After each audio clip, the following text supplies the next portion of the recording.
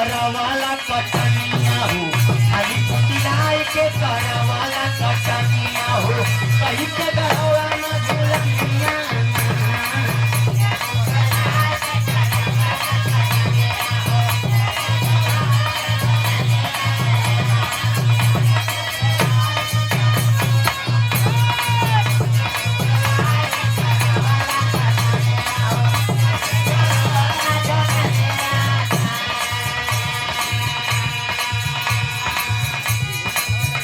धनवा के भाव तनी बढ़ दे तू धनिया हो धनवा के भाव तनी बढ़ दे तू धनिया हो तो के बढ़ई बढ़िया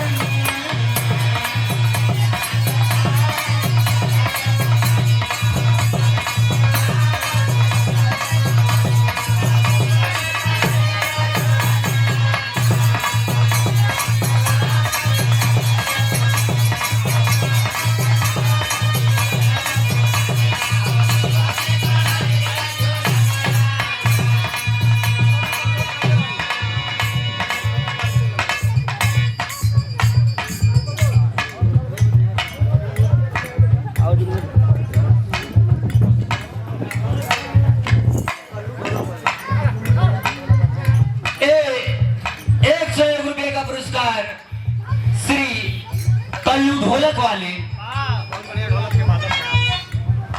बहुत बढ़िया ढोलक वादक हैं आप। 100 कोटि कोटि प्रणाम सब भैया लोगों के प्रणाम हो।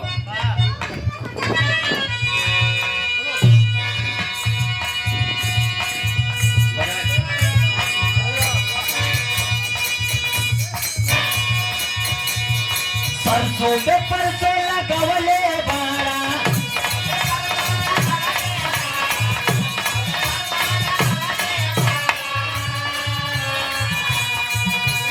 ऊपर ऊपर घिसवले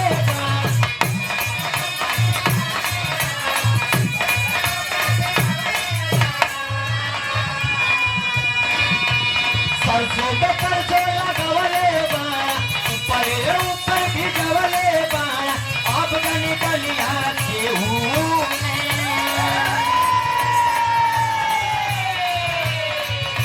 अरे रारी में बहरी आए जिया लाला चावाला अरे आ जइया बकी गेहूं में अरे डाल लिया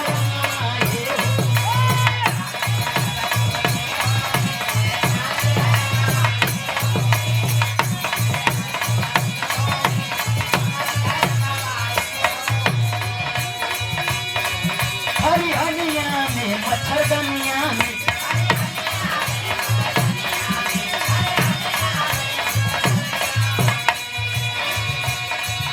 मुई मुई नहीं करी ना जानिया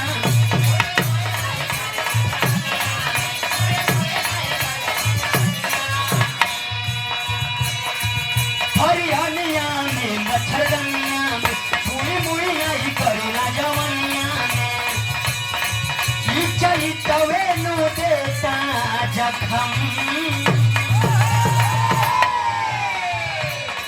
हमारा थारे सर में पड़ी सर्वकम दौड़ी न करे अधमे सर्वलम